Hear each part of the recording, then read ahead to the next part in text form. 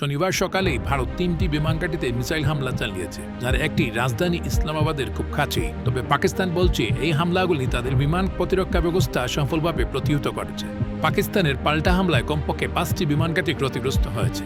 এ বিষয়ে বিস্তারিত তথ্য না দিলেও ঘাঁটি সরঞ্জাম ও কর্মীদের ক্ষতির তথ্য স্বীকার করেছে ভারতের সেনাবাহিনীর সিনেগালপুরের কর্নেল সুফিয়া কুরেশি। শনিবার এক সংবাদ সম্মেলনে তিনি জানান, পাকিস্তান 26টিরও বেশি স্থানে হামলা চালিয়েছে। এর বেশিরভাগ প্রতিহত করলেও কিছু স্থানে ক্ষেপণাস্ত্র আঘাত হানে।